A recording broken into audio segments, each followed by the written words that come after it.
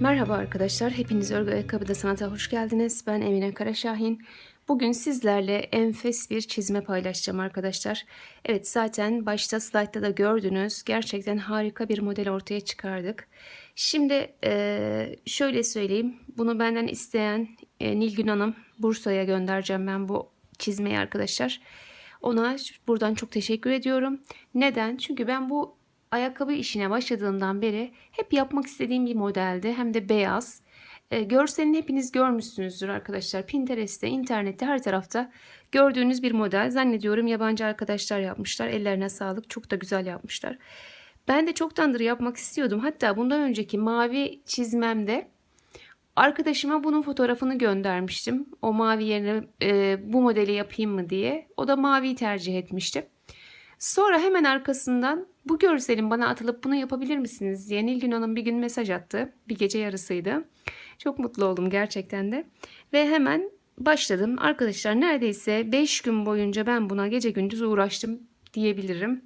Ve hakikaten çok çok güzel bir ayakkabı ortaya çıktı arkadaşlar. Bakın şöyle 40 numara bu ayakkabı, önce onu söyleyeyim. İlk etapta ben bunu makrome ile başlamıştım. Sonrasında çok hoşuma gitmedi arkadaşlar. Sert geldi bana birazcık. Biraz da kalın geldi. Yani makrome ipi 2 numara makrome ipi ile başladım. 2 kat filoştan ya da alize ile filoşun birleşiminden bir tık daha kalın arkadaşlar.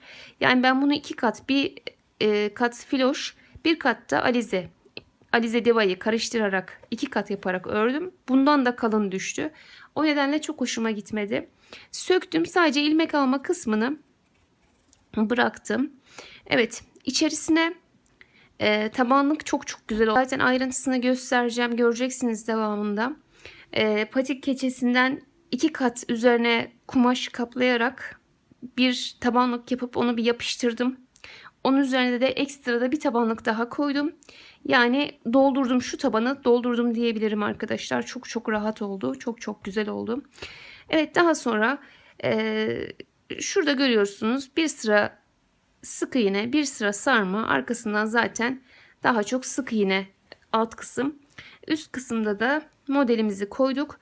Model kısmını son derece ayrıntılı bir şekilde anlattım arkadaşlar. Rahatlıkla yapabileceğiniz şekilde bir modelin bitimi tamamını baştan sona anlattım. Biraz uzun sürdü ama sorun değil.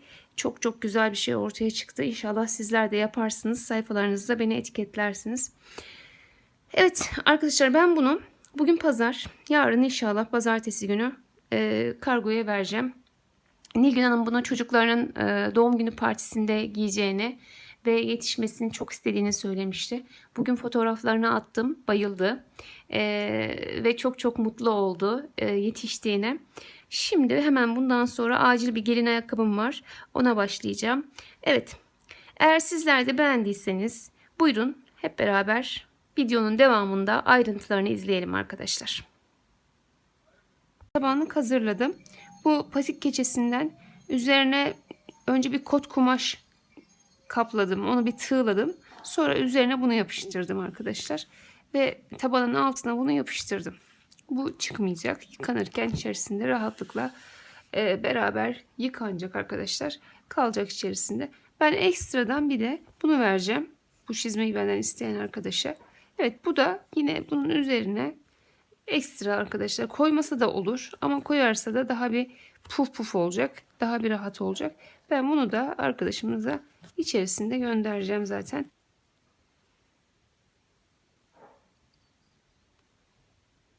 Şöyle ipimizi alalım.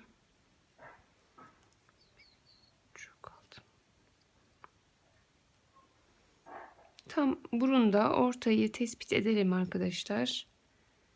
1, 2, 3, 4 sağ.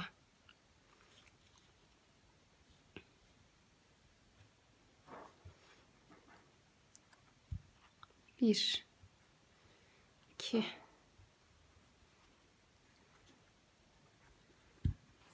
üç,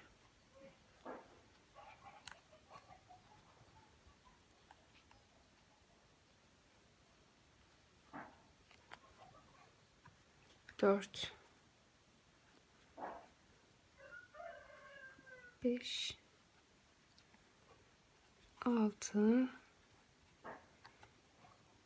7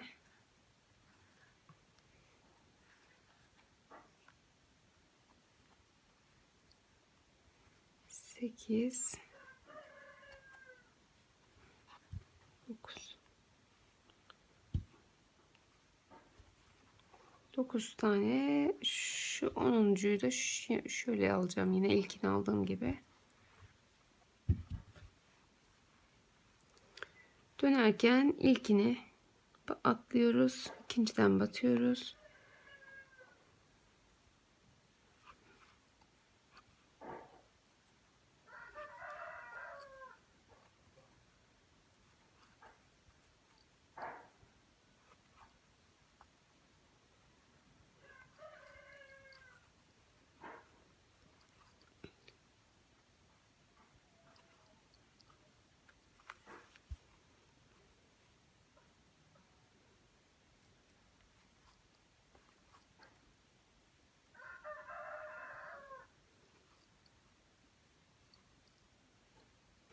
Şimdi arkadaşlar, burada yapacağımız şey,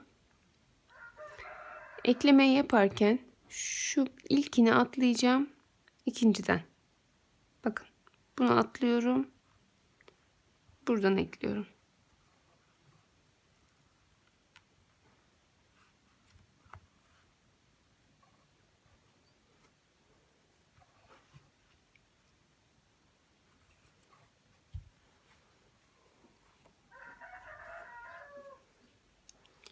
Evet.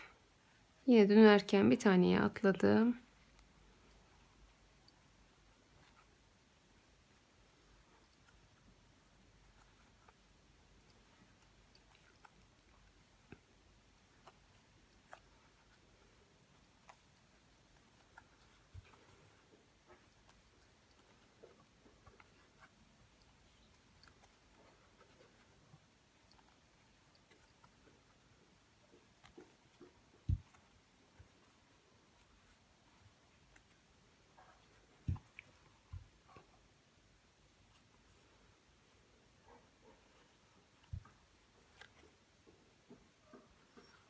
Yine bu tarafta da aynı şekilde, bakın, şu bir taneyi, ilkini atladım, ikinciden.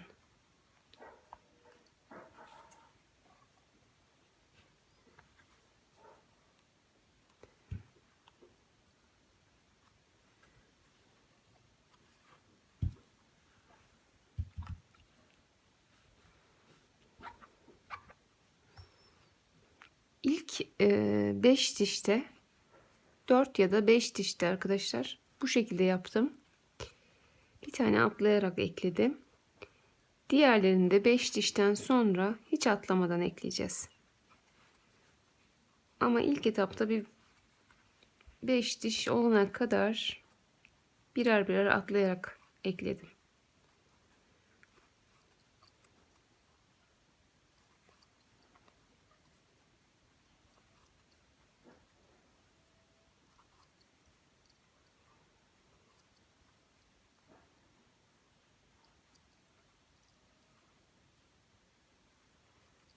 Şimdi bir daha göstereyim.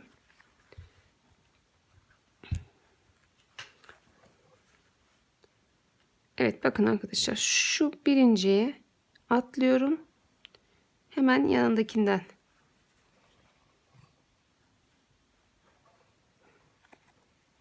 İpiniz, kullandığınız ip ince olacaksa atlamanıza gerek yok burada. Bu ilk 5'te.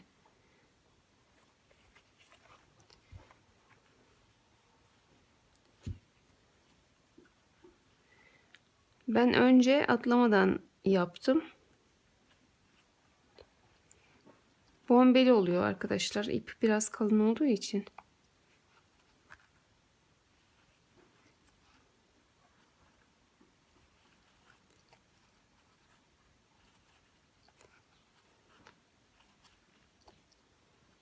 Evet, zaten ikinci dişimiz de bitiyor şu anda.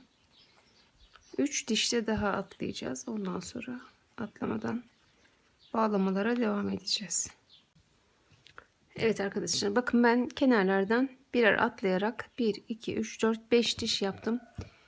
Şunu söyleyeyim size, illaki atlamak zorunda değilsiniz. Elinize göre ayarlayın arkadaşlar. Burada yaptığınız zaman bir yığılma olmuyorsa hiç atlamadan da başlayıp devam edebilirsiniz. Ya da mesela 5 sıra yerine sizin elinize göre 3 sıra yeter. 3 sıra bağlamalarda şu iki taraftan atlayıp 3 sıra, ondan sonra da devam edebilirsiniz. Yani illaki benim yaptığımın aynısını yapmayın. Çünkü ele göre, ipe göre fark eder. Şimdi arkadaşlar burada kaç sıra yapacağız ona bir bakalım. 1, 2, 3, 4, 5, 6, 7, 8, 9, 10, 11, 12, 13, 14, 15, 16, 17, 18, 19, 20, 21. 21 diş yapmışım. 21 diş yapalım. Yine burayı yükseltirken kime yapıyorsanız ayağına ölçün arkadaşlar. Çünkü şu kısımlarda özellikle bol gelme olabilir. Belki son 3-4 tanesinde artırma yapmadan yükseltmek gerekebilir. Onları siz elinize göre ayarlayın. Şimdi burada 2, 4, 5 sıra yaptım ben. 21 sıra yapacağımıza göre arkadaşlar daha var. Ama bundan sonra artık kenarlardan atlama yapmadan ekleyeceğim. Yine de bir tane göstereyim. Ondan sonra devam edelim. Tam 21 diş, yani 42 sıra örelim arkadaşlar.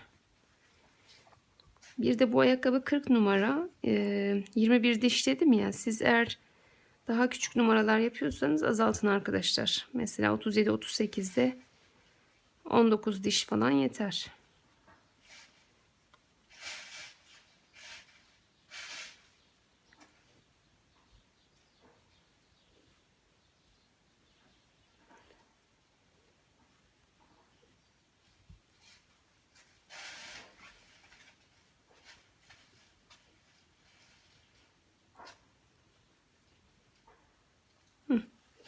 Şimdi bakın buraya ekleme yerine geldik. Artık bundan sonra biraz önce şu birer taneleri atlamıştım ya. Şimdi hemen dibinden hiç atlamadan ekliyorum. Evet, bu şekilde iki taraftan da hiç atlamadan ekleyerek 21 diş bundan sonra yapalım arkadaşlar, yükseltelim. 21 diş, yani 42 sıra yaptık. Ön kısmı bitirdik. Şimdi geldik bu yan kısma. Ne yapacağız? Şimdi sık iğne ile karşı tarafa kadar devam edelim.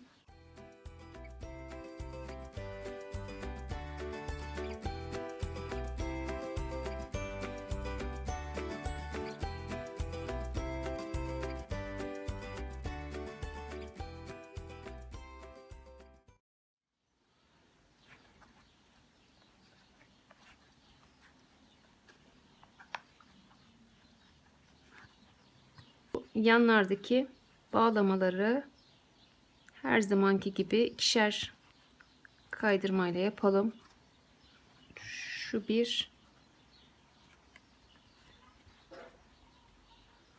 bu iki. Ve dönerken de bir tanesini atlayıp devam ediyoruz. Şimdi ben hemen sayı vereceğim. Hepsini göstermeye gerek yok. Bu şekilde kenarlardan ikişer kaydırmayla bağlayarak git gel dönüşler yapacağız. Şimdi bakın biz şu anda şu sırayı yaptık. Gördünüz mü? Şurada arada tek gözüküyor. Bunu yaptık. Bunun üzerine 1, 2, 3, 4, 5 diş daha yapalım arkadaşlar. 5 diş. Bakın 5. dişin üzerine bir arka tarafa git gel yapmışım. Yani arka taraf 7 diş. Burası 6 diş. 1, 2, 3, 4, 5, 6. Sadece en sonda bir git gel yaptım arkada. Topu hafiften yükseltmek için arkadaşlar. Evet, oraya kadar 5. dişe kadar bir gelelim. Şu topuk kısmında da yine göstereceğim. Evet, 1, 2, 3, 4, 5. 5 diş yaptık. Bakın o ilk yaptığımız sık iğne burasıydı. Üzerine bir 10 sıra daha yaptık. Şimdi burada arkadaşlar sık iğne ile devam edeceğiz. Şuraya kadar geldikten sonra burada bir topuk yükseltmesi yapacağız. Git gel yapacağız.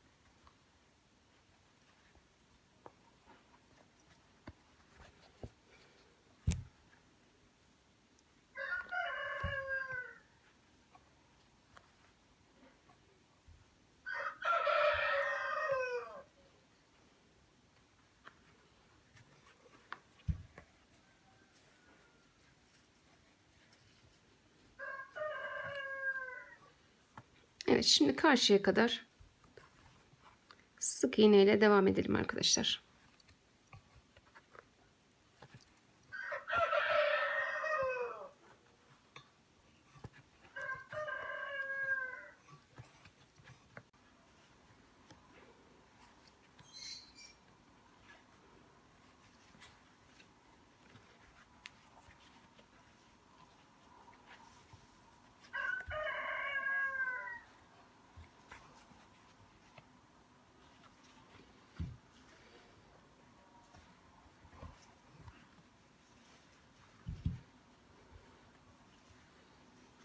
Evet arkadaşlar, bakın.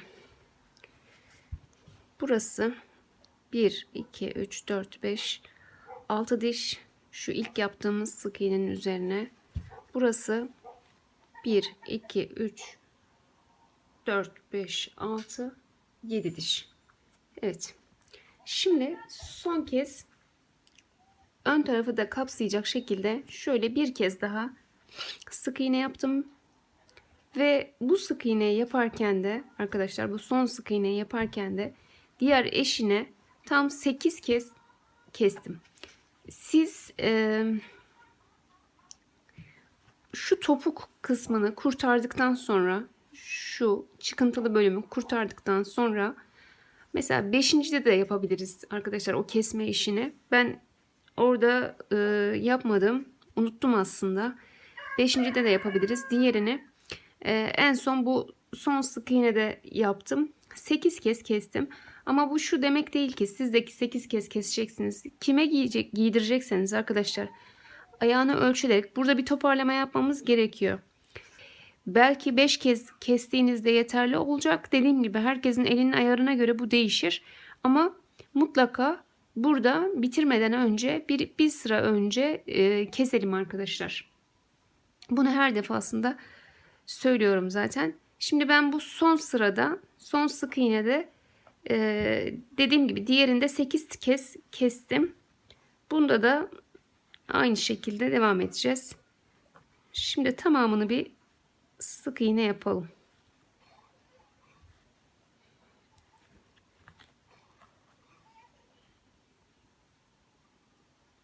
Yani 8 ilmek belki size çok gelecek. Sizin ayakkabınıza 5 kez kesme yeterli olacak ya da az gelecek.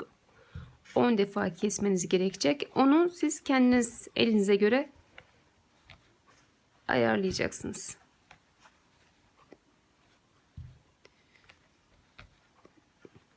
Evet. Tamamını dolana dolana buraya kadar sık iğne yapalım.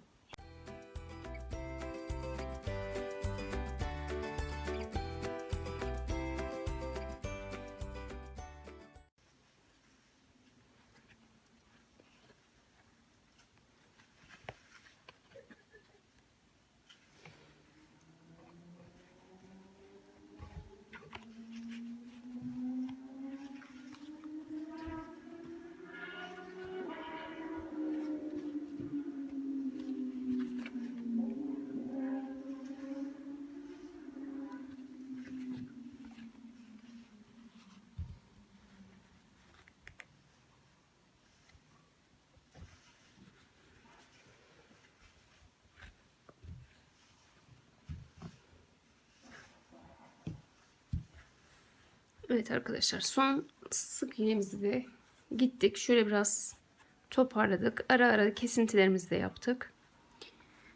Şimdi modelimizi koyacağız. Modelimizi, bu ipi buradan keseceğiz ve arkadan koyacağız. Evet arkadaşlar, burada ipimizi kestik. Şu arkadan modelimize başlayacağız. Şöyle bir koyayım modelimizi. Bakın. Şu 5 tane, şundan 5 tane koymuşum arkadaşlar. 5 tane sığmış. 2 yan taraflarda var. Bakın. 2 de bu tarafta var. Bir tane de şöyle ön kısmına gelecek şekilde. Toplamda 5 tane. Evet, en sonunda da püskülümüzle boncuklarımızı takacağız. Ve bitireceğiz. Evet. Şimdi ben şu bir model bitene kadar tamamen göstereceğim size. Sabırla yavaş yavaş, horozların müsaade ettiği sürece, evet, horozlar izin verirse yavaş yavaş size bir modelin tamamını göstereceğim arkadaşlar. Çok fazla ötüyorlar. Şimdi bunu bir kaldırıyorum ben. Şimdi ayakkabımızın arkada tam ortasını bulalım.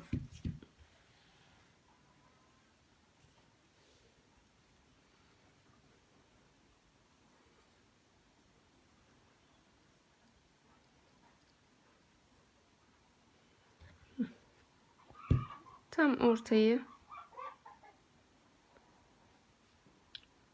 buldum.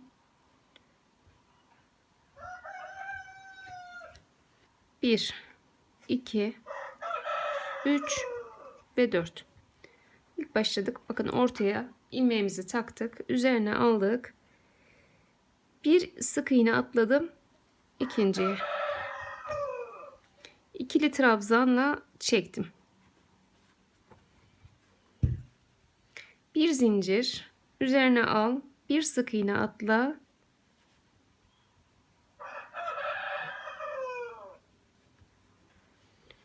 Evet, buraya şu anda 4 tane olacak. Bir tane üzerine al, bir sık iğne atla.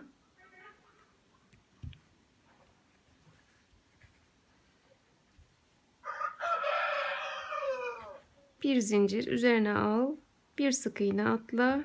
İkili trabzan. 4 tane kutucuğumuz oldu. Bakın, 1 2 3 4. Evet, şimdi üzerine al. Hemen yanına bir ikili trabzan daha yap. Üzerine al.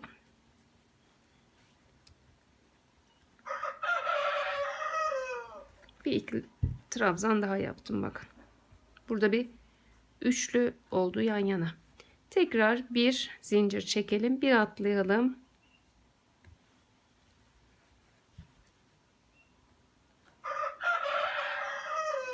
Bir zincir, bir atlayalım. 7 tane yapacağız arkadaşlar bundan. Bir zincir çekelim, üzerine alalım, bir sık iğne atlayalım. Böyle bu kutucuklardan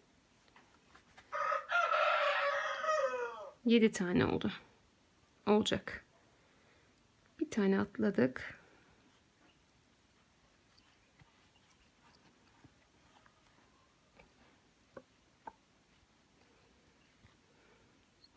Bir tane atladım.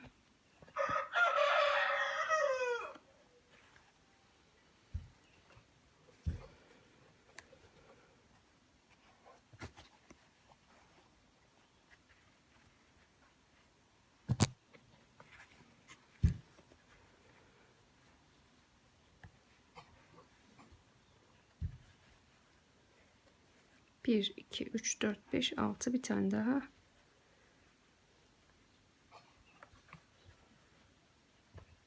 Yedi. Şimdi bunun yanına hemen yanına 2 tane daha ikili trabzan.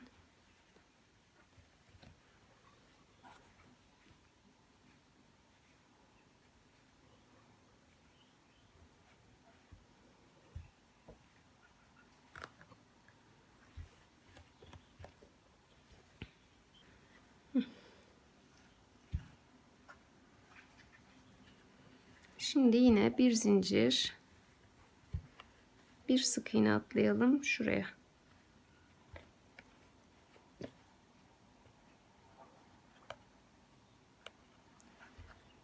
Yine bir zincir çekelim. Şuraya bir sık iğne atlayalım. 7 tane daha kutucuk yapacağız. Bir zincir, bir sık iğne atla.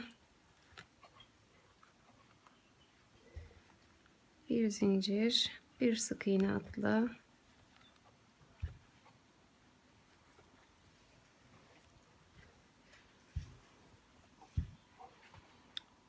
Bir zincir, üzerine al, bir sık iğne atla.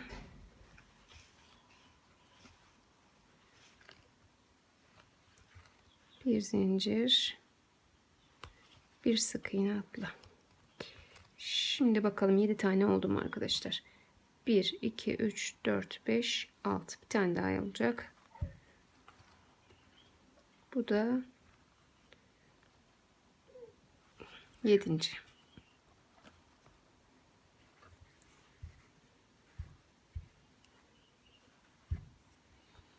Evet, yanına hemen 2 tane daha yapacağız. İkili trabzan. 7 kutucuk, yanında 3 tane ikili trabzan. 7 kutucuk, yanında 3 tane ikili trabzan. Bakın. Aynı yere battım herhalde.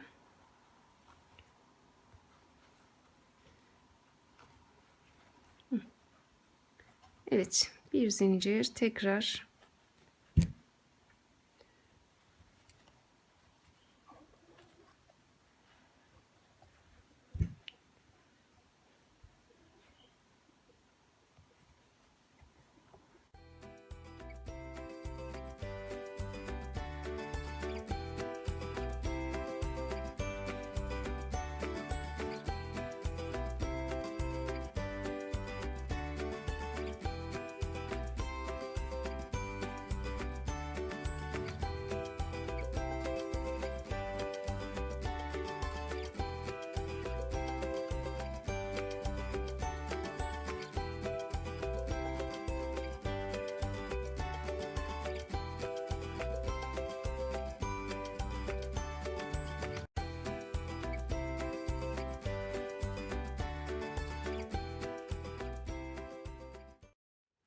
Bir, iki, üç, dört, beş, altı, 7.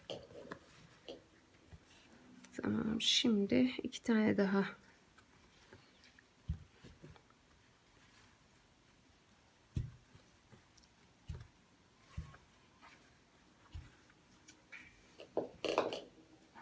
Şimdi arkadaşlar şurada 4 tane kutu yapmıştık ya. Buraya 3 tane kutu yapacağız. Yani yarısını yapmıştık. 3 tane kutu yapacağız. Fazla gelirse ilmek atlayacağız. Ayarlayacağız onu. Bir tane atladım. Bakalım gelecek mi? Bir tanesini yaptık. Bir zincir. Evet. Gerekte kalmadı. 2. Bir tane fazlaymış. Şöyle bir zincir çekeceğiz ve zincirimizin şöyle birazcık bırakarak ekleyeceğiz. Şimdi bakalım bir. 1, 2, 3, 4, 5, 6, 7. Kaç tane yedili kutu olmuş onu söyleyeceğim size. 1, 2, 3, 4, 4, 5. Evet. 5 tane. Bakın bittiği zaman, bu arka taraf bittiği zaman arkadaşlar tam 7 kutu olacak bu şekilde. 7 3 7 3 ayarlayacaksınız. Yani mesela bu kutu 5 tane de gelip kalırsa olmaz. Sökeceksiniz, geri ilmeğini artırıp birkaç tane dengeleyeceksiniz. Veyahut da bazı yerlerde bir atlamadan hani ayarlama yapacaksınız, artık artırarak bir önceki sırada sayarak. Çünkü burada sayı önemli. Sayı önemli. 7 kutucuk olmazsa, bakın 7 3 7 3 bu şekilde olmazsa arkadaşlar modelimiz eksik kalır, tam çıkmaz. O nedenle 7 kutumuzun mutlaka olması lazım ve bu arka tarafta bitiş kısmında da arkadaşlar bakın şurada bir tane fazla geldi. Ben yine de arada 2 tane kaldığı halde ne yaptım? Buraya ekledim. Siz de o şekilde ayarlamanız lazım. Sayısının tam olması lazım. Yoksa modelimiz çıkmaz arkadaşlar.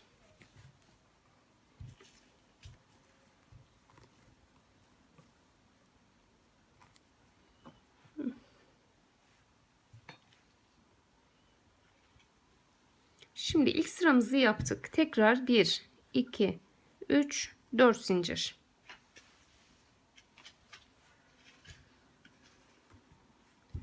Evet, 4 zincirimizi çektik. Üzerine aldık. Hemen şu diğerinin başına ikili trabzanla bir zincir çektim. Tekrar ikili trabzan. Bir zincir. Tekrar ikili trabzan. Bakın burada şu anda 3 tane oldu. Şimdi şu ortaya bir tane daha ikili trabzan yapacağız. Yanına şuraya bir tane daha. Bakın 3 tane yaptım.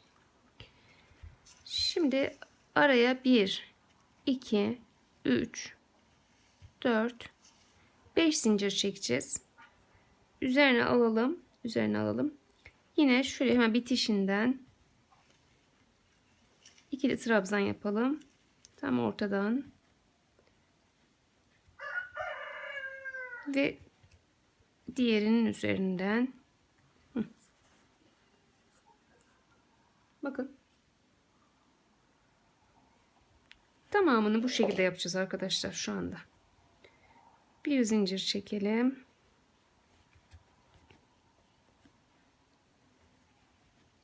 Bir zincir.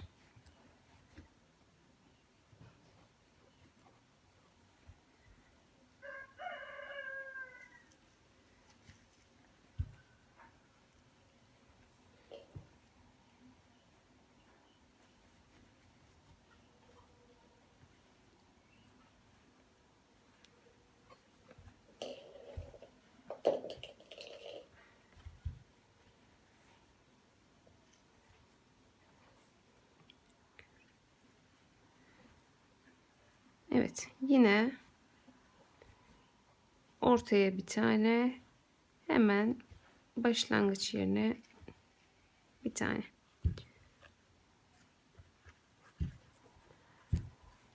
Bir, iki, üç, dört, 5 zincir çektim. Üzerine alalım. Yine bakın burayı tam bitişin tepesine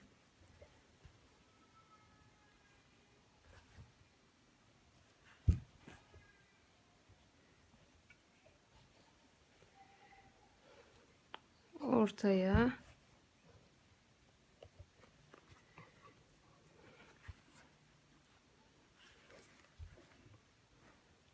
diğer ikili trabzanın tepesine.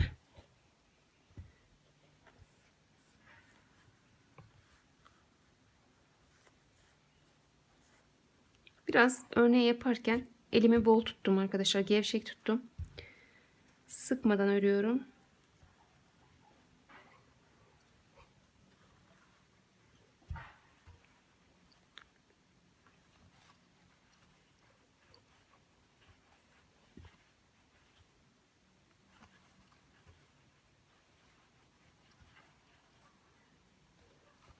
Evet, hepsinin tam aynı hizaya gelecek şekilde tepelerine batıyorum bakın.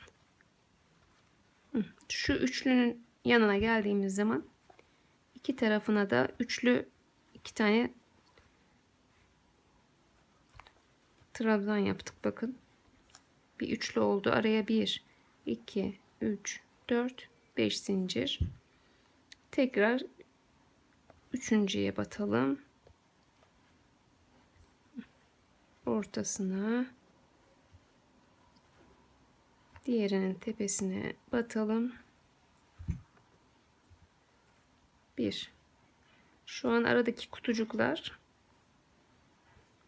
7 idi, 5 kaldı bakın. Modeli koymaya başlayınca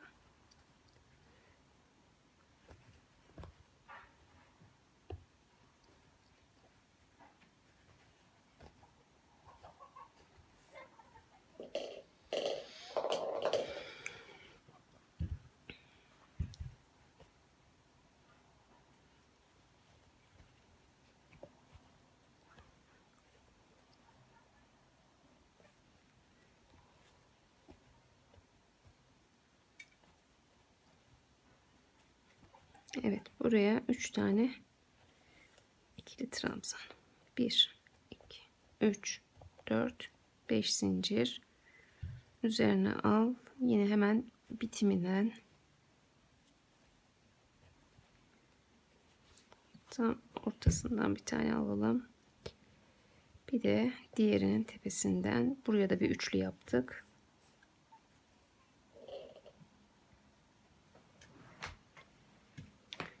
Bir zincir.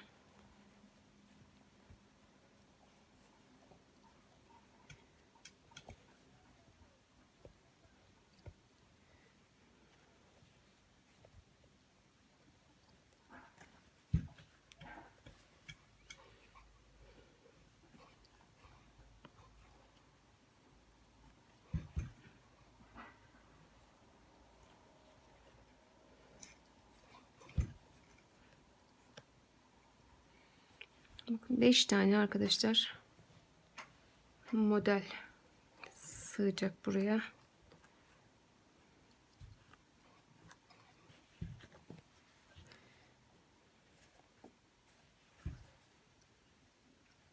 Bir, iki, üç, dört, beş. Üzerine alalım. Evet, ikinci sıramızda bitmek üzere.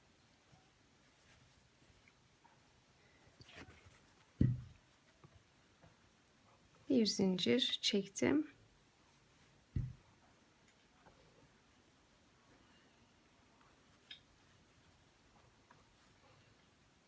İkili trabzan yaptım. Bir zincir çekiyorum ve zincirimizin şöyle bir tane bırakacak şekilde bakın ekledim. Burada ne kaldı? 1 2 3 4 5. Hepsinin arası şu anda böyle. Bu 7 kutucuk, 5 kaldı. 1 2 3 4 5. Evet, bakın 5 tane model sığacak buralara.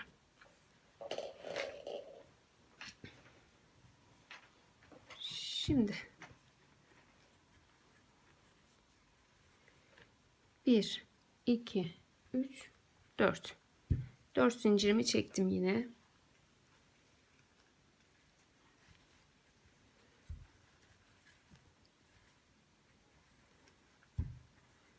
Evet, bir zincir çektim.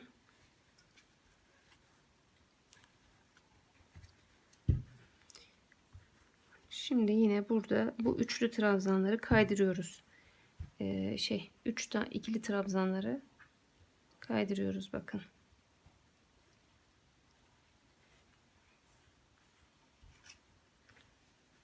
Gördünüz mü? Şu 5 tane yaptığımız yerde 1 2 3 şöyle gevşek gevşek çekin. Dediğim gibi ben bu üst kısmı arkadaşlar esnesin diye gevşek yaptım. Tam ortadan battım bakın. 1 2 3 zincir çektim. Üzerine aldım. Şu üçlünün bitiminden ikili trabzan. Tam ortadan bir daha, diğerinin tepesinden bir daha. Bu. Yine aralar bir zincirle kafeslerimizi yapmaya devam edelim. Şimdi az önce 5'ti. Şimdi 3 kalması lazım değil mi? 1 2 evet. 2 3. Şimdi ortadan 3 tane trabzanımızı yapacağız. Diğerinin başından.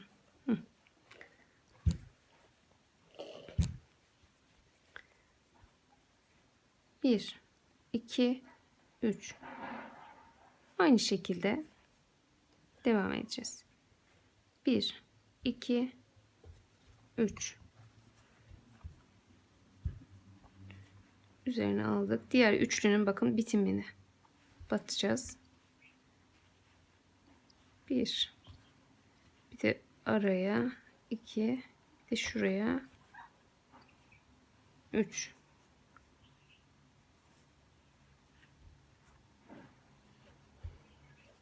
Bir zincir çektim. Yine 3 tane kafesimizi yapalım.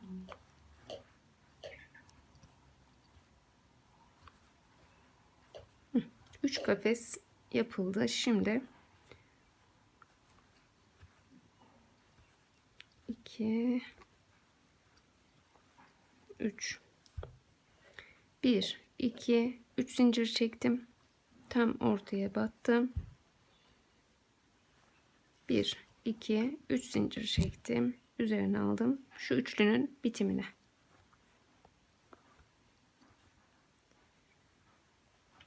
Tam ortasına, kafesin ve tepesine.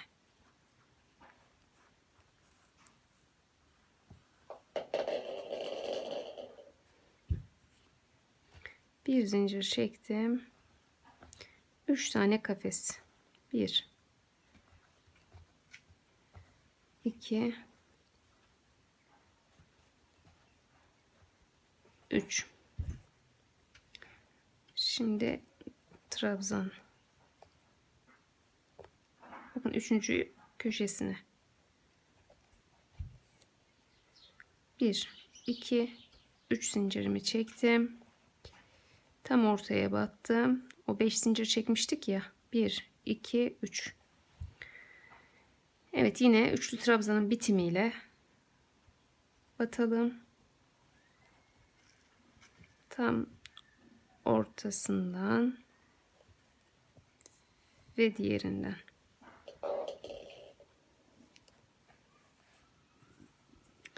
Bir zincir, bir zincir, 3 tane daha kafes yapacağız. Bir zincir.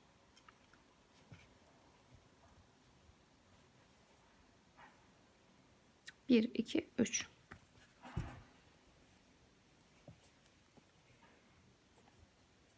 İki, üç.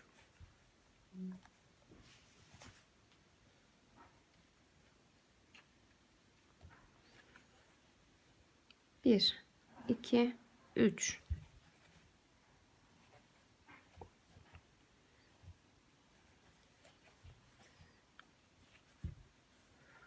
Bir, iki, üç. Yine şu üçlünün sonuna ortasına ve diğerinin tepesine. Bir zincir çektim. O 4 tane zincir çekmiştik ya. Onun şöyle üçüncüsüne gibi batacağız. Bakın 1, 2, 3 kaldı arada.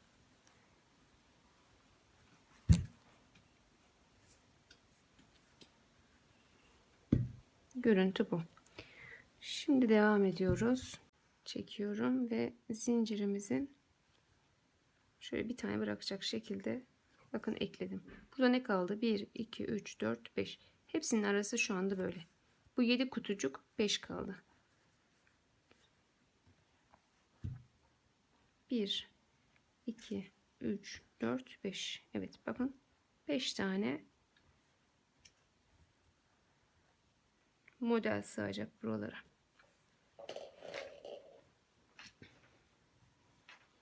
Şimdi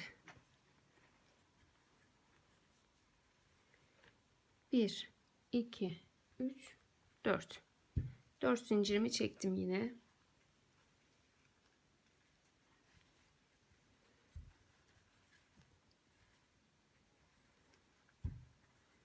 Evet, bir zincir çektim.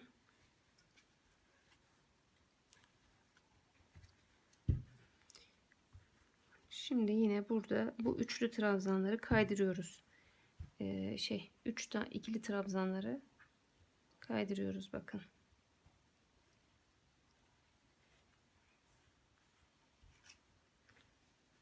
Gördünüz mü? Şu 5 tane yaptığımız yerde 1, 2, 3 şöyle gevşek gevşek çekin. Dediğim gibi ben bu üst kısmı arkadaşlar esnesin diye gevşek yaptım. Tam ortadan battım bakın. 1, 2, 3 zincir çektim. Üzerine aldım. Şu üçlünün bitiminden ikili trabzan. Tam ortadan bir daha diğerinin tepesinden bir daha. Bu. Yine aralar bir zincirle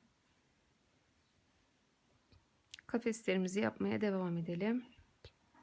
Şimdi az önce 5'ti. Şimdi 3 kalması lazım değil mi? 1, 2, evet. 2, 3. Şimdi ortadan üçlü 3 tane trabzanımızı yapacağız. Diğerinin başından.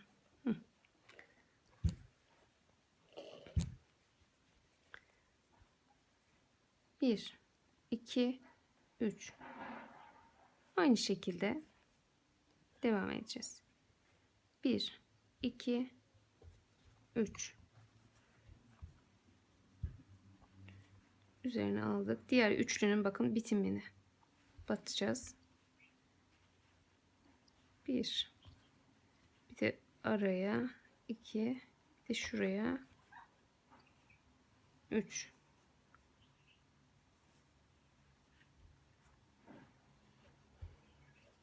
Bir zincir çektim. Yine 3 tane kafesimizi yapalım.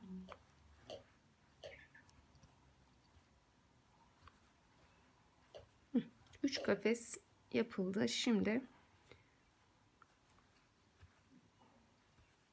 2, 3. 1, 2, 3 zincir çektim. Tam ortaya battım. 1, 2, 3 zincir çektim. Üzerine aldım. Şu üçlünün bitimine.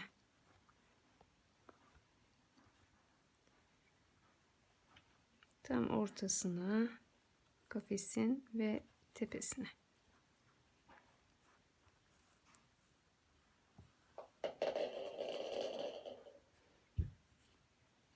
Bir zincir çektim. 3 tane kafes. 1, 2, 3. Şimdi trabzan. Bakın 3. köşesine. 1 2 3 zincirimi çektim. Tam ortaya battım. O 5 zincir çekmiştik ya. 1 2 3. Evet, yine üçlü trabzanın bitimiyle batalım. Tam ortasından ve diğerinden.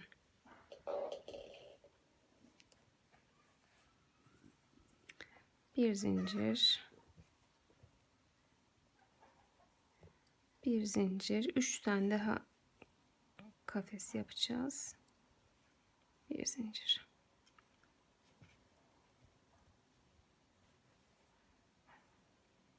Bir, iki, üç.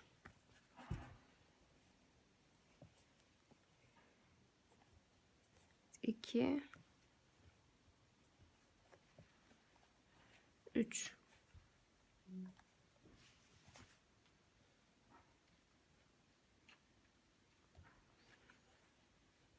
Bir, iki, üç.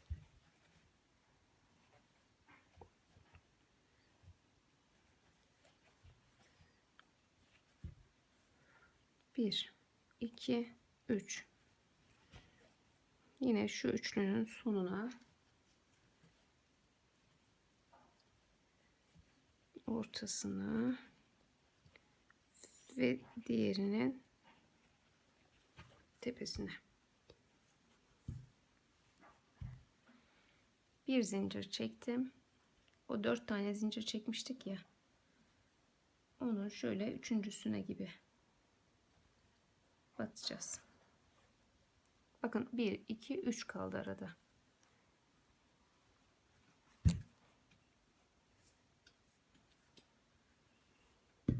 Görüntü bu. Şimdi devam ediyoruz. Bir 4 zincir daha. 1 2 3 4 zincir çektim.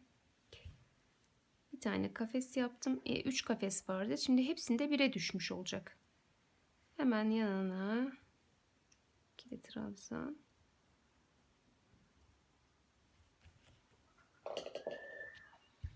Şimdi üçer zincir çekmiştik. Şimdi 1 2 3 4. Bakın gevşek gevşek çektim. Şuradan bir tane aldım. Bir de ortaya battım. 2 sık iğne. Bir de sonuncuya battım. 3 sık iğne yaptım. 1 2 3 4 zincir çektim. Üzerine aldım. Tekrar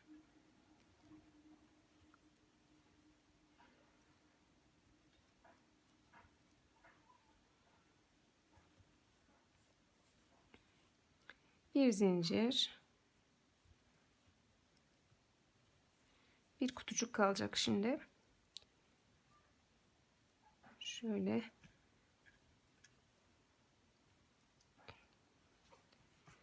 tekrar burada 1 2 3 4 zincir.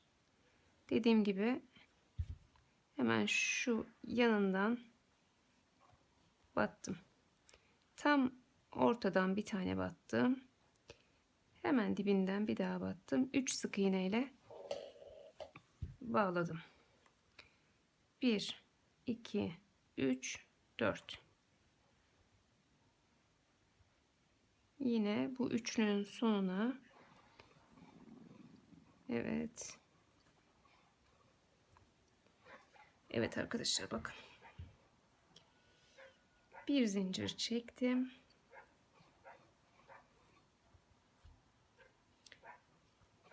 Arada bir kafes kaldı. Evet, şimdi 1 2 3 4 yine. Aynı. Tam ortaya batıyorum. Bir tane de sona, 3 tane sık iğne yaptım.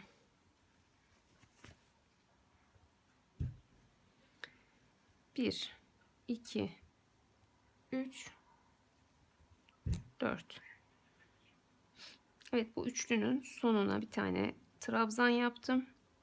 Hemen yanına bir daha yaptım.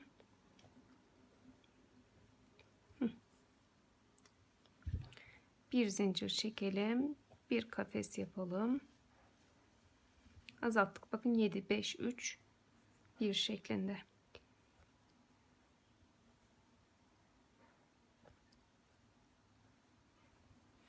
Basit arkadaşlar. Çok basit. 1, 2, 3, 4.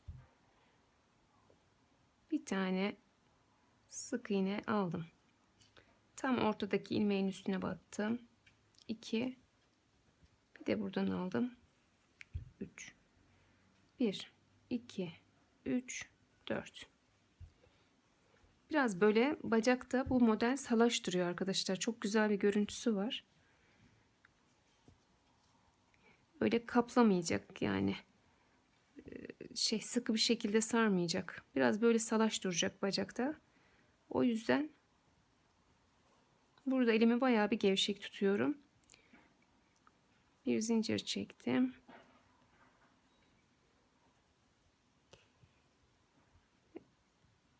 Evet, arada bir kafes kaldı bakın.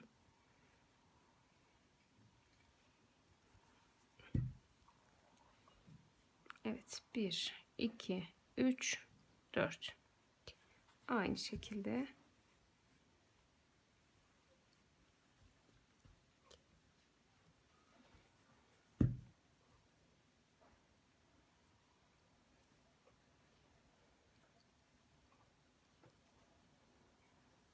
Bir, iki, üç, dört.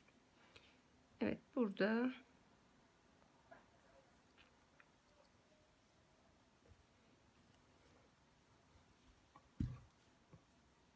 şu ortaya da battım. 2. Bak şu zincir de arkadaşlar 3 olacak. Şöyle. Gördünüz mü? Şu arada bir tane varmış gibi oldu. Şimdi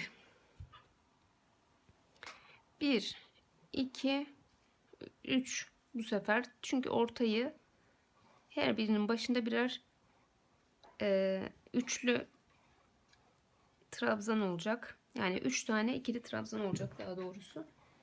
Bakın bu birincisini yaptım. 1, 2, 3, 4, 5. Bu sefer bir tane kenara. 1.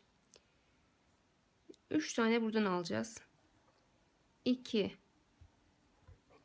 3, 4. Bir tane de kenardan 5. Bakın büyüttük. 3 sık iğne yapmıştık. Şimdi 5 yaptık farkındaysanız. 1, 2, 3, 4, 5 zincir çektim. Bakın bir kafes kalmıştı ya. O bir kafesin içerisine 3 tane ikili trabzan yapıyoruz. Bakın. Şöyle.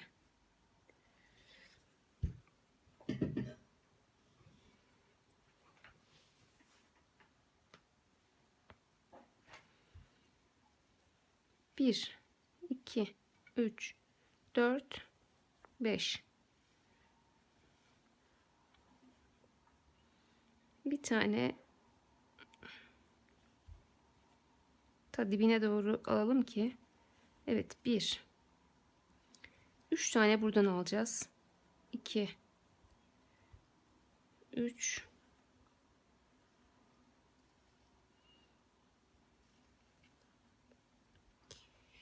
4. Bir de buraya batacağız. 5. 5 tane sık iğne. 1, 2, 3, 4, 5 zincir çektim. Yine bakın son kafesin içine 3 tane ikili trabzan yapıyoruz.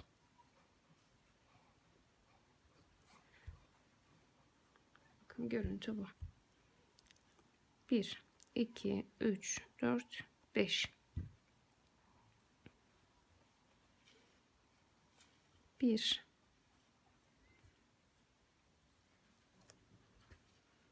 2 3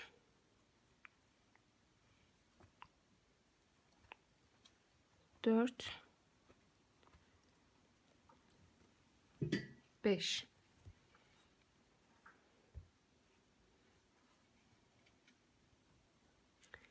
1 2 3 4 5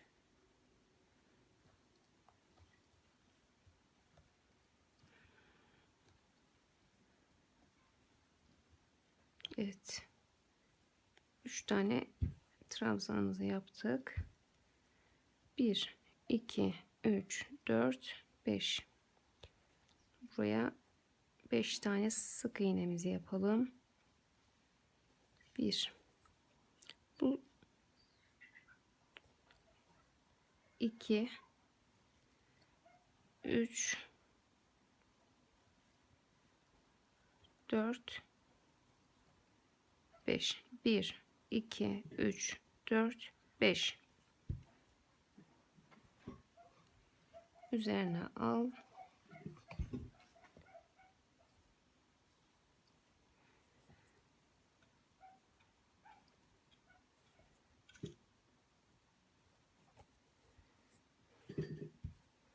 Bir tane kaldı.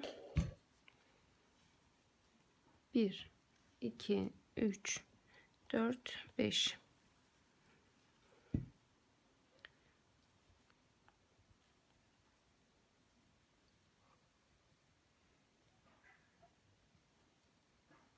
2 3 4 5 1 2 3 4 ve 5.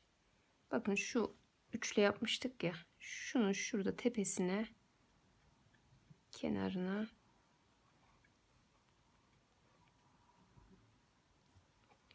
bağlayalım. Evet, şu anda bakın modelimiz ortaya çıkmaya başladı arkadaşlar. Son derece kolay. Bu sefer ne yapacağız şimdi? Tekrar giderken bunu şu üçlülere şu şekilde içeri doğru artıracağız. Kutucuklarımız yeniden başladığımız gibi olacak. Onu da göstereceğim tamamını. Ondan sonra zaten hepsi aynı. Ondan sonra bitişe kadar gerek yok. Ben bir modelin arkadaşlar, yani yapacağınız modelin tamamını baştan sona zaten göstermiş olacağım. Evet, burada 1 2 3 4, yine 4 zincir çektim. Bakın üzerine aldım. Şuraya bir kafes yaptık. Bir kafes yaptık. Üzerine aldım. Yanına 2 tane daha şuradan zincirden alacağız. Şöyle trabzan yapacağız arkadaşlar. Bakın dedim ya biraz önce, bunları şimdi içeri doğru 1 2 3 4 azaltacağız zincirleri. 4. Evet, 3 tane sık iğne yapacağız. Şurada şu 5'ti ya, bir tane atlayacaksınız doğal olarak. 1 2, tam ortasına bakın 3 tane sık iğne. 1 2 3 4 zincir çektim, üzerine aldım. Bakın burada şu zincirin bitmeden hemen şuradan bir ikili trabzan yaptım. Hemen yanına bir tane daha yaptım. Şunun tepesinden bir tane daha aldım. Bir zincir çekelim. Bir kafes yaptık. Bakın bir kafes yaptık. Yine aynı şekilde yanına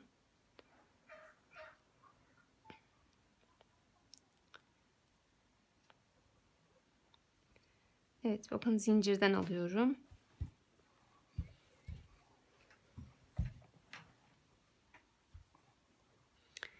Bir, iki, üç, 4. Yine şu 5 sık iğnenin ortasına 3 tane sık iğne yapacağız.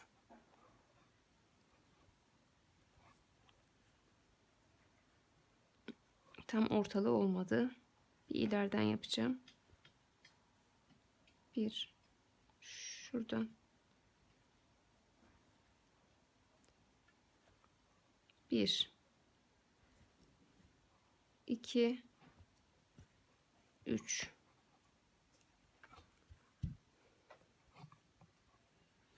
Bir, iki, üç. Yine 4 zincir çektim. Burada bakın zincirin hemen bitmeden daha 2 trabzanı zincirin üzerine yaptım farkındaysanız. Evet, bir tane de diğerinden ekledim. Bu şekilde.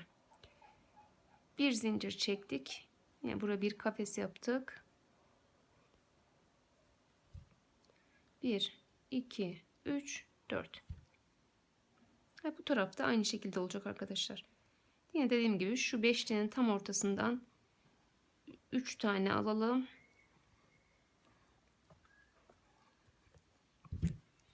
Bir, iki, üç, 4 zincir çekelim.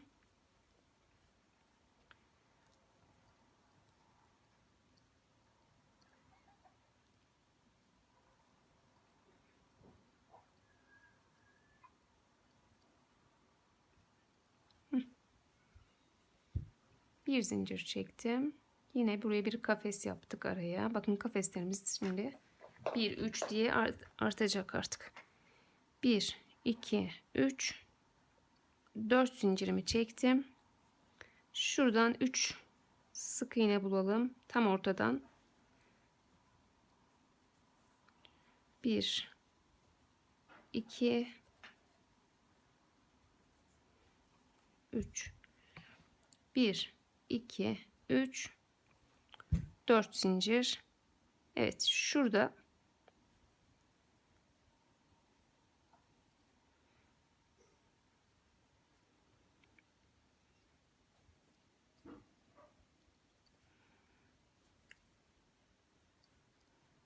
bir zincir.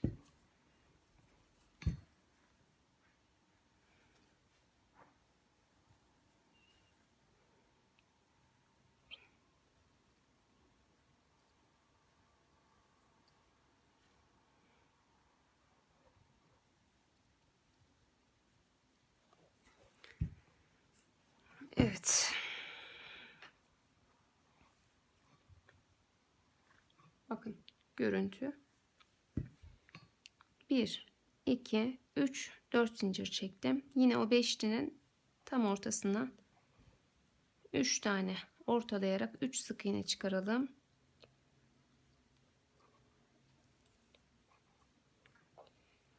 Bir, iki, üç, 4 zincir çektim. Şimdi üzerine alacağız. Ve yine şuraya bir ikili trabzan yaptım. Bir de şu dibine yapalım. 2. Bir de şu ilk zincirimiz vardı. 3. Şimdi oldu. Evet, 2 tane üçlü, arada bir şu bir kutucuk. Yani şuranın aynısının bu arkada da olması gerekiyor. Şimdi 1, 2, 3, 4 zincir çektim.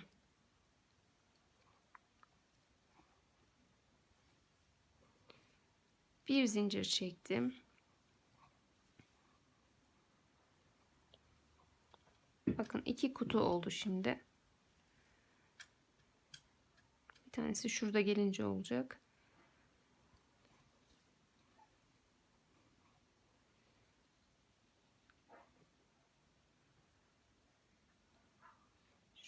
Şuradan zincirden çıkaracağız yine. Evet, dörtlü 1, 2, 3 zincir çekeceğiz şimdi. Ortasına bir tane. 1, 2, 3 zincir çekeceğiz.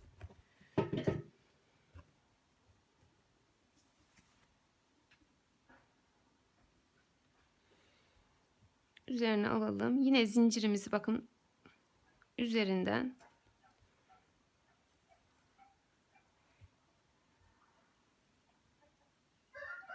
2 ve 3 bu şekilde bir sık iğne, bir kafes yapalım. Bir sık iğne, bir kafes, bir sık iğne, bir kafes daha. Bakın gittikçe artıyor arkadaşlar.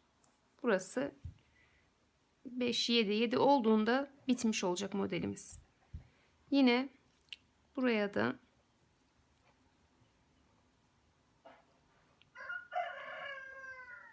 üç tane ikili trabzanımızı yapalım. 1 2 3 zincirimizi çekelim. Tam ortaya 3 sık iğne vardı ya, şimdi 1'e düştü bakın. 1 2 3 zincirimizi çektik.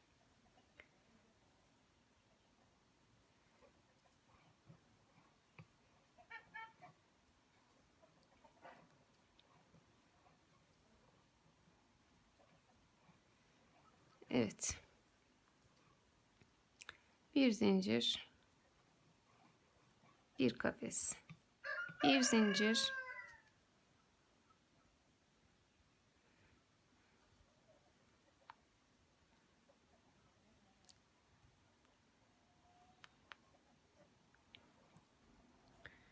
evet, bir zincir çektik, bir kafes, bir zincir, ikinci kafes, bir zincir, üçüncü kafes ve buraya yine trabzanlarımızı yapalım.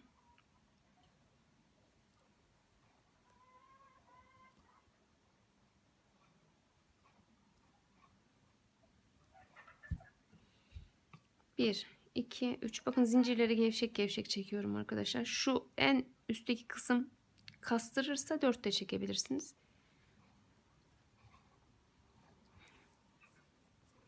Ben 3'er çektim ama 4 gibi oluyor. Gevşek gevşek çekiyorum.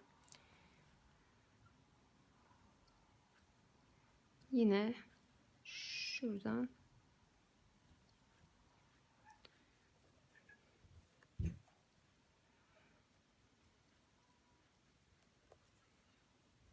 bir zincir çekelim. Bir kafes. Bir zincir. İkinci kafesimiz. Bir zincir.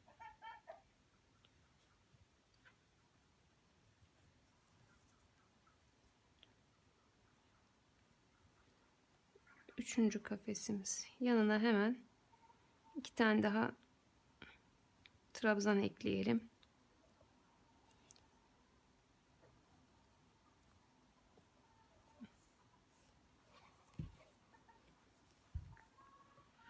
Bir, iki, üç zincir çektim.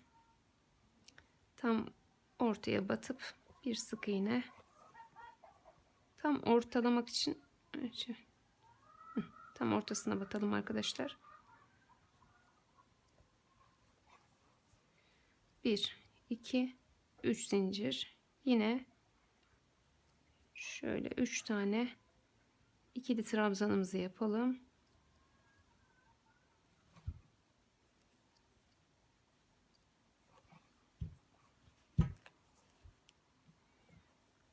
Bir zincir, bir kafes, bir zincir, ikinci kafesimiz, bir zincir,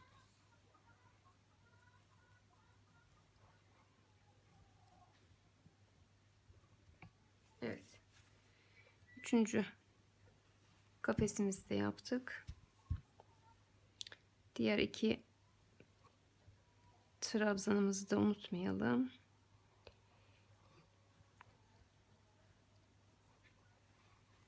Evet, 1 2 3 zincirimi çektim. tam ortaya bir tane sık iğne yaptım.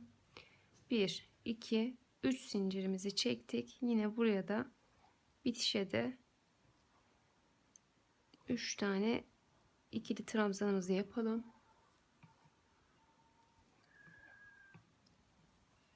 Bir zincirimizi çekelim. Şu 4 zincirimizin tepesine batalım. Bakın burada da 1 2 3 tane kafesimiz kaldı. Şimdi devam ediyorum. 1 2 3 4 zincir yine çektim. Diğerinin hemen yanındakinin tepesine bir kafes daha yaptım. Bir zincir,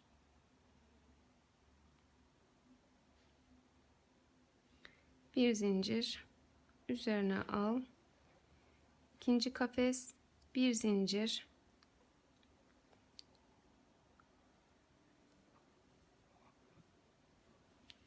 evet, üçüncü kafes. Şimdi ikinci trabzanımızı yaptık, yanına bir daha yapacağız. 3 oldu. Bir zincir, bir zincir çektim, üzerine aldım.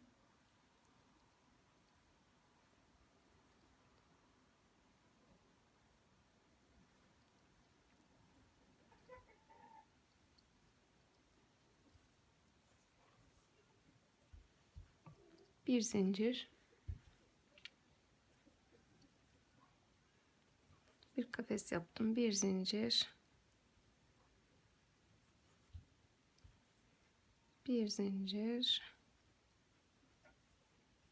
bir zincir,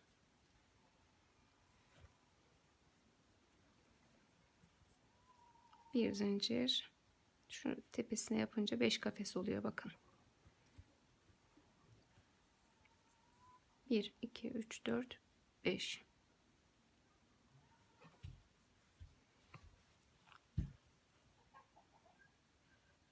Aynı şekilde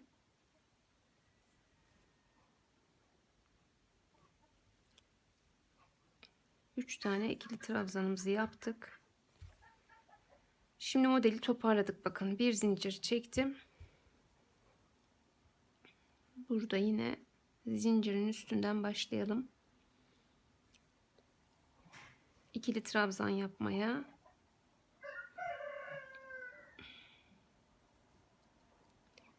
Evet, 2 3, bir zincir çekin, bir kafes, bir zincir, 2, bir zincir, tam tepelerine batıyorum, bir zincir, bir zincir. Bakın 5 tane kafes oldu arkadaşlar. Şöyle 2 tane trabzan, bir de zincirden alayım. 3. Bakın şimdi 1 2 3 4 5. Şöyle aynı şekilde devam edelim.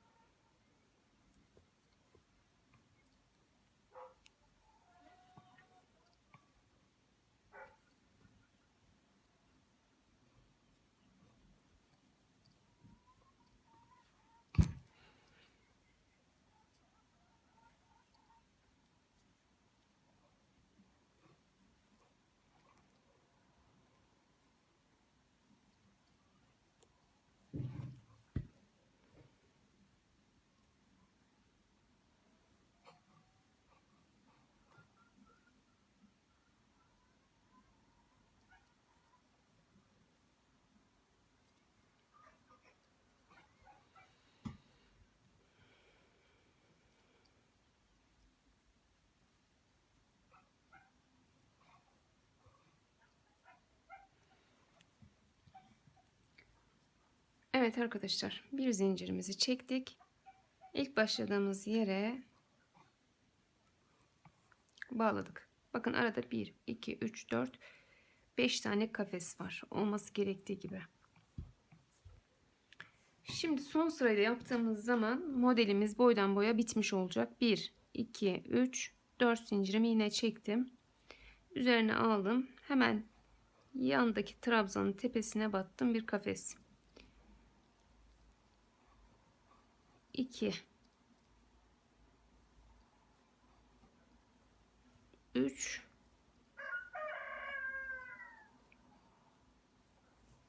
ve 4. Şimdi o ilk yaptığımız sıra vardı ya, 7 kafes 3 trabzan. Bakın oraya geldik. Tepesine 3 trabzan yaptım. Bir zincir, bir kafes, bir zincir, hep tepelerine battım. Bir zincir, bir zincir,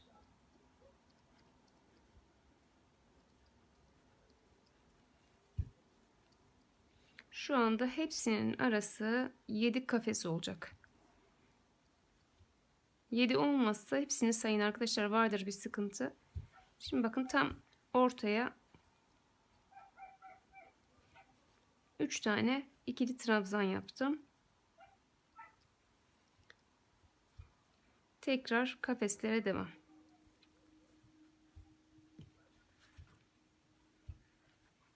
Bakın ilk sırada yaptığımız gibi ne oldu? 3 trabzan 7 kafes. 3 trabzan 7 kafes. Yani başa gelmiş olduk şu anda. Bakın modelimiz bitti. Yeniden model başlıyoruz. Aynı burada yaptığımızın aynısını arkadaşlar devam edeceğiz. Yukarı kadar. Şimdi ben kaç model yapmışım, kaç örnek yapmışım söyleyeceğim size. Evet, burayı aynen şu arka tarafa kadar bir bitirelim. Ondan sonra tamamını yapıp gelelim. Model bu şekilde, kolay.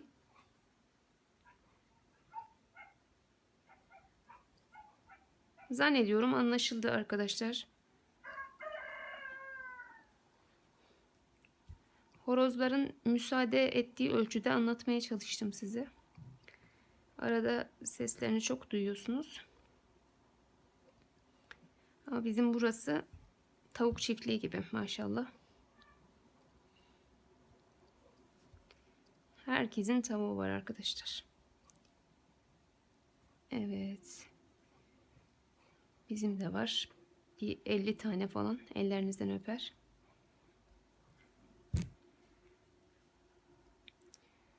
Evet. Şimdi aynı şekilde 7 kafes 3 trabzan, 7 kafes 3 trabzan şeklinde, bakın yeniden örnek kurmaya başlıyoruz aslında.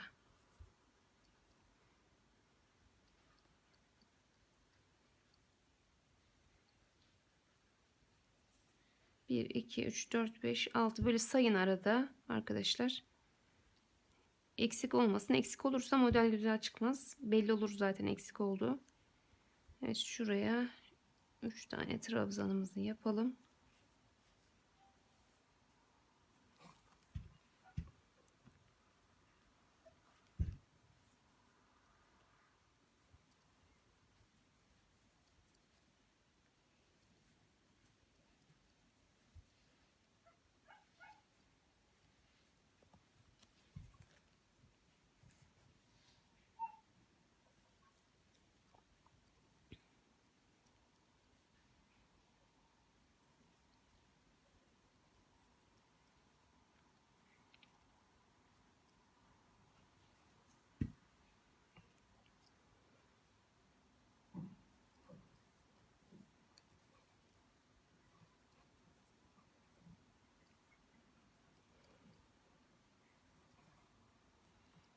Evet, bir zincir çektim.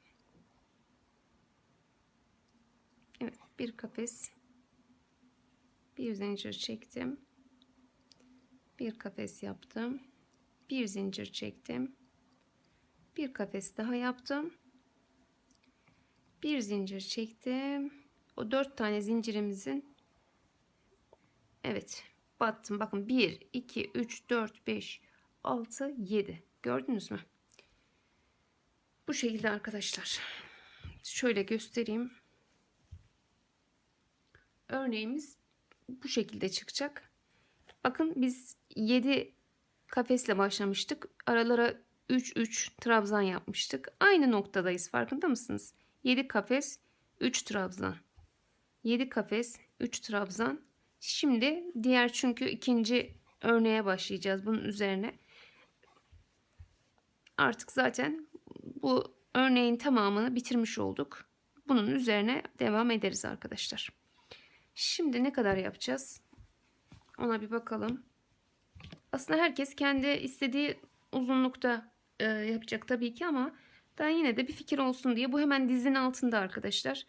Diz kapağının altında göstereyim. Bakın 1, 2, 3, 4, 5. 5 tane ölçelim. Şu örneğin başladığı yerden itibaren tam 36 santim yapmışım arkadaşlar. Bakın, örneği koyduğum yerden itibaren 36 santim. Evet. Şuraya gelene kadar yapalım. Burada tekrar görüşelim arkadaşlar. Arkadaşlar şunu söylemeyi unuttum size. Şu 1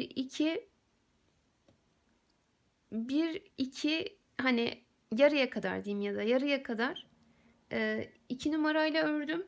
Şu ana kadar elimde ördüğüm tığla ördüm. Şu yarısından sonra diyeyim 1 numaraya geçtim. Yani tığımı birazcık kalınlaştırdım. Üst taraf biraz daha genişlesin diye.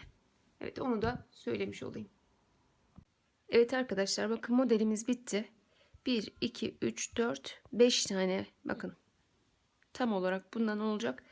En son başlamış olduğumuz yerdeki gibi 3 trabzan 7 kafes, 3 trabzan 7 kafesle bitiriyoruz. Şu anda üstüne ne yapacağız? Bakın üstüne şöyle göstereyim. İlk önce bir sıra ikili trabzan yaptım. Bir sıra çakma sık iğne yaptım. Bir sıra normal sık iğne. Sonra deliklerimi koydum. 2 sıra daha sık iğne yapıp ters sık iğne ile bitirdim arkadaşlar. Şimdi başlayalım. Şurada biten yerden hemen 3 zincirle çıkın. İkili trabzanları yapmaya başlayın. Şöyle kafeslerimizin içine 2'şer tane dolduralım arkadaşlar.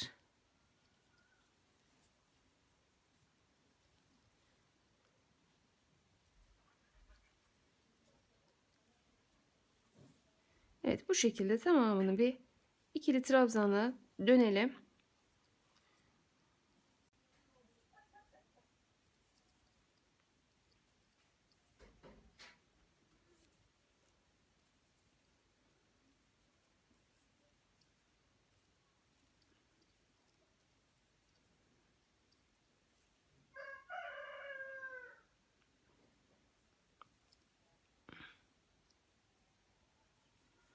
Evet.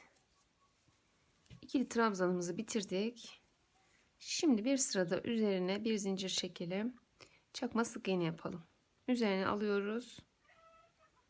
Batıyoruz. Üçünü bir çekiyoruz. Biz buna çakma sık iğne diyoruz arkadaşlar.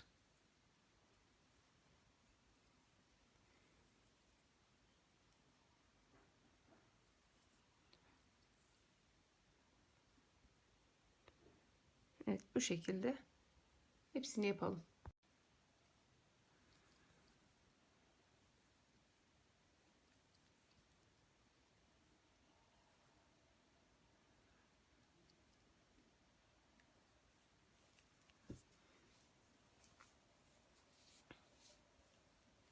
Şimdi arkadaşlar bir sıra çakma sık iğneyi de yaptım. Normal sık iğne yapalım bir sırada.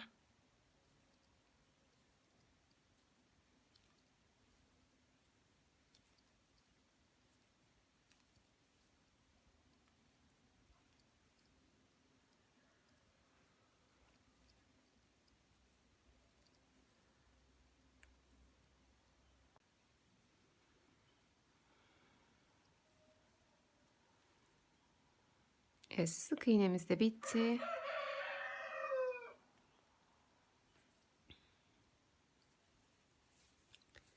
İkili trabzan, çakma sık iğne, sade sık iğne. 3 sıra böyle yaptım. Şimdi bir zincir çektim. 2 3 sık iğne yaptım. 1 2 3 zincir çektim. 1 2 üçüncüye battım. 1 2 3 sık iğne, 1 2 3 zincir çek, 1 2 üçüncüye bat. 1 2 3 sık iğne, 1 2 3 zincir, 1 2 üçüncüye.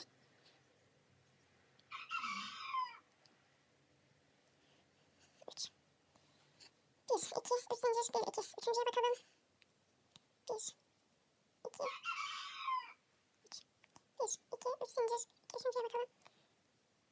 Evet, bu şekilde tamamını yapalım arkadaşlar.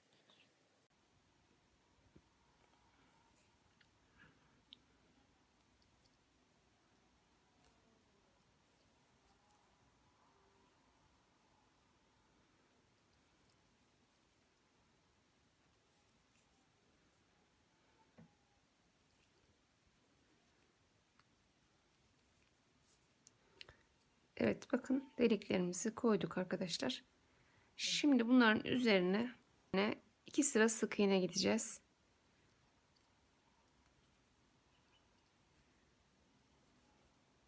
Şu yaptığımız zincirlerin içerisine ikişer tane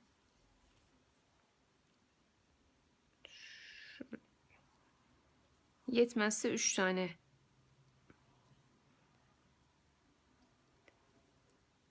sık iğne yapın.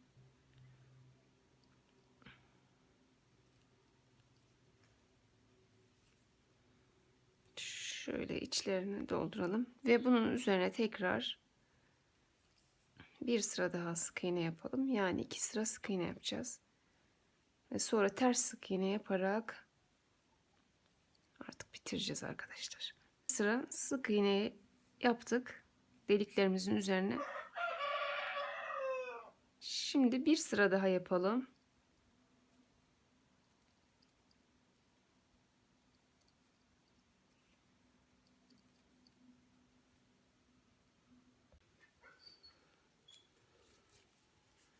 Evet, sık iğnelerimiz bitti. Şimdi ters sık iğne yaparken 2 numara tığıma geçtim arkadaşlar. Tığı biraz incelttim. Daha güzel duruyor çünkü.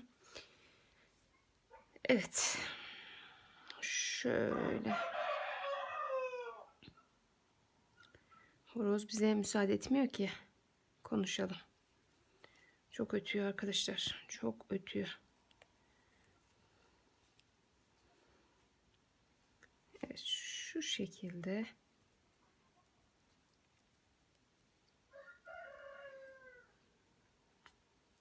Ters sık iğnemizi de yapalım. Sıra sıra bütün sık iğnelere batalım bunu yaparken.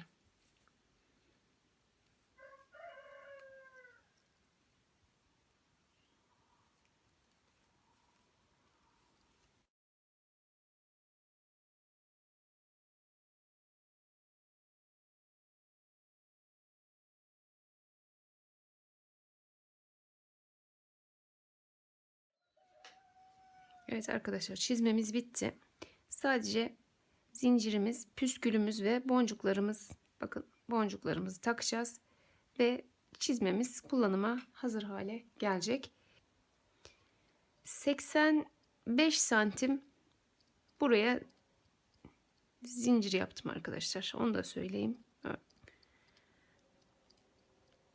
Fikir olsun diye söylüyorum. Siz kendinize göre ayarlarsınız. Evet, bu şekilde 85 santim zincirimi çekeceğim ve açtığımız deliklere takacağız.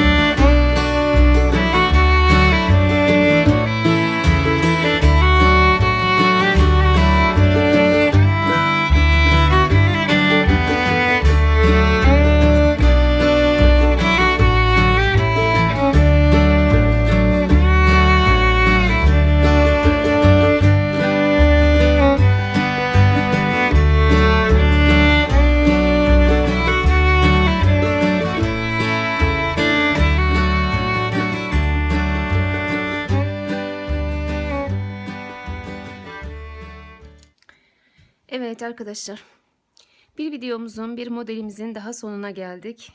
Gayet güzel, harika bir çizme ortaya çıkarmış olduk. Son derece basit, son derece zevkle sizler de rahatlıkla yapabilirsiniz. Evet arkadaşlar, bir dahaki videolarda yeni modellerle görüşmek dileğiyle. Hoşça kalın, sağlıkla kalın. Allah'a emanet olun.